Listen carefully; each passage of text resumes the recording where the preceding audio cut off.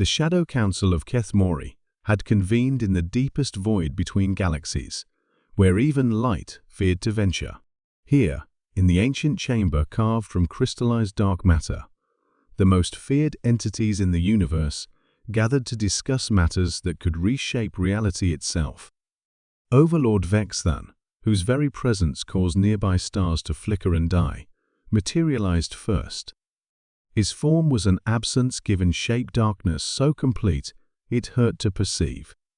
Around the obsidian table, other nightmares took their places. The quantum devourers who fed on collapsed timelines, the entropy weavers who unraveled the fundamental forces of physics, and the void shepherds who herded dying civilizations toward extinction. Brothers and sisters of the endless dark, Vexthan's voice resonated through dimensions mortals couldn't comprehend. We face an unprecedented situation. Young warlord Zargoth has requested permission to harvest the Sol system. The species there has reached technological adolescence and would provide adequate sustenance. A ripple of unease passed through the assembled horrors.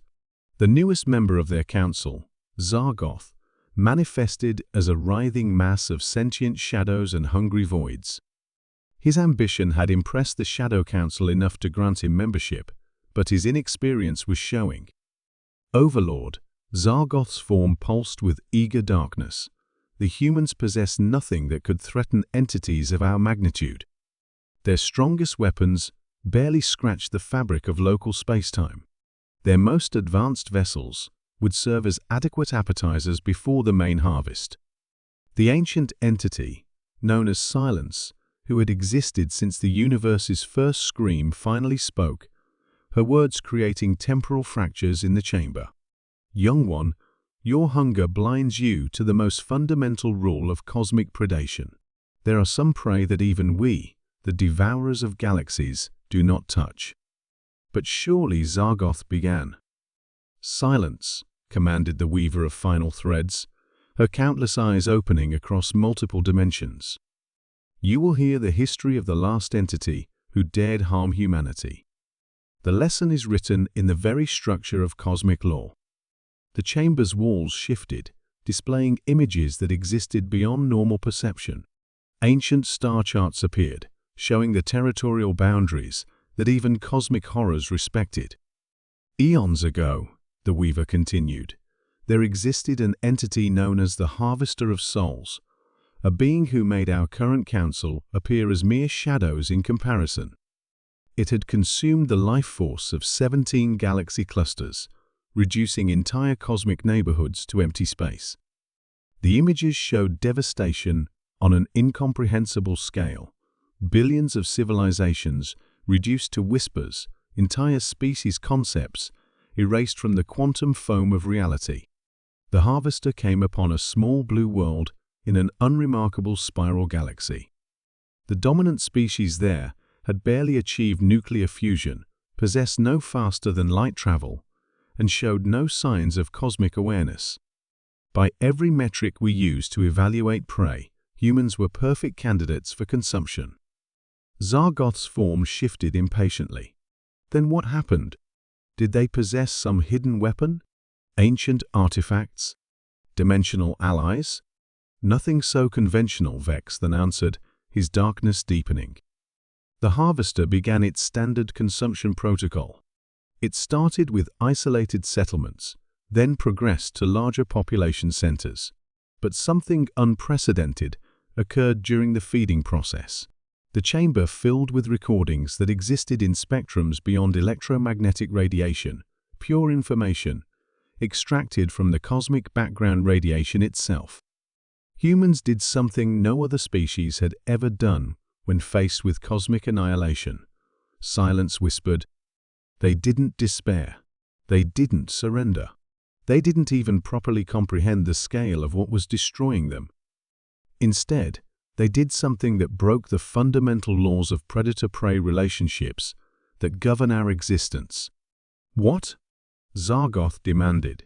They fought back, the weaver said simply. Not with weapons or technology, but with something far more dangerous. They refused to accept their place in the cosmic food chain. Every human death, instead of feeding the harvester somehow, poisoned it. The images showed the impossible, a cosmic entity of unimaginable power beginning to writhe and weaken as it consumed human life force. Human consciousness operates on principles that violate the basic assumptions of cosmic horror, Vex then explained. When faced with incomprehensible entities and impossible odds, they don't break properly. Their minds generate something we've termed adaptive defiance, a psychological poison that turns their terror into a weapon against those who would consume them. Admiral Zex Thara stood before the holographic display, her 6 arms manipulating the tactical interface with practiced precision.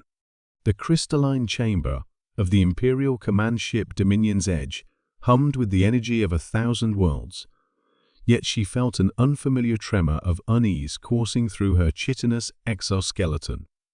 "Admiral," Communication Officer Veltar's voice resonated through the neural link. "The human delegation is requesting final audience before we commence the pacification sequence." Zex Thara's compound eyes shifted to the smaller viewport, where a primitive vessel hung in space like a metal insect against the cosmic void.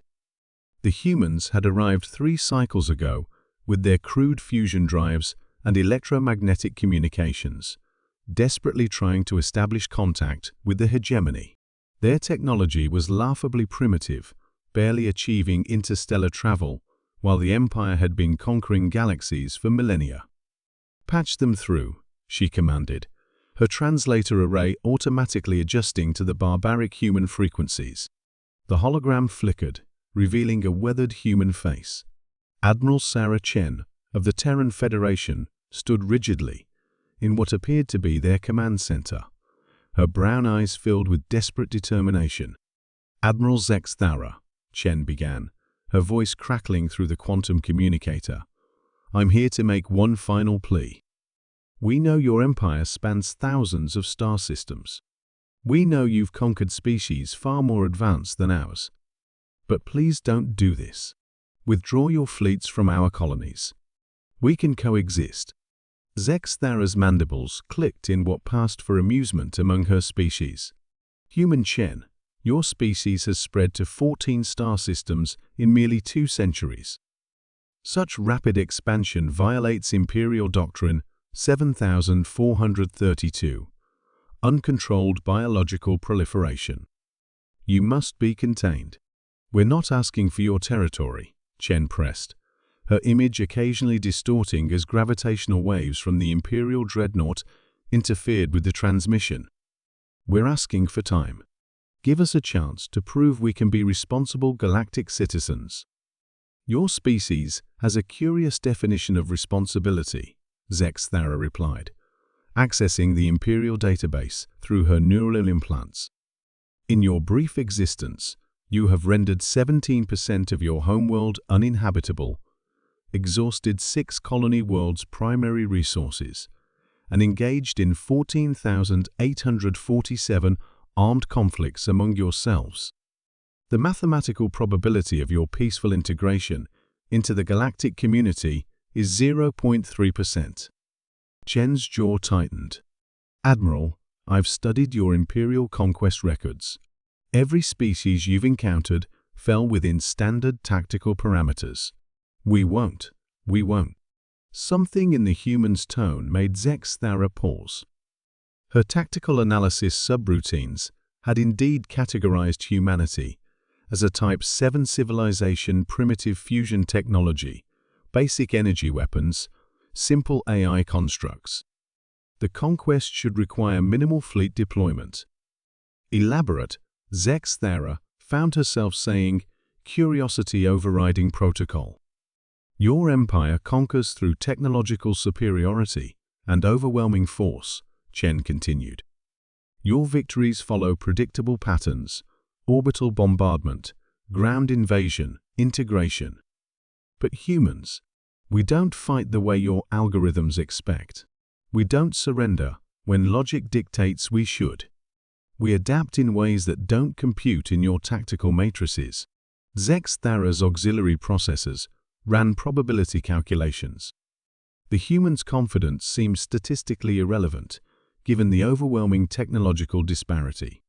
The Imperial 7th Fleet alone carried enough firepower to sterilize the human homeworld from orbit. "Human Chen," she said with finality, "your warnings are noted and dismissed. Prepare your species for Imperial integration. Zex Thara out." The transmission ended, and Zex Thara turned to her tactical coordinator. "Initiate Phase 1. Standard Pacification Protocol." What followed defied every strategic model in the Imperial database. The human colonies didn't attempt conventional space combat.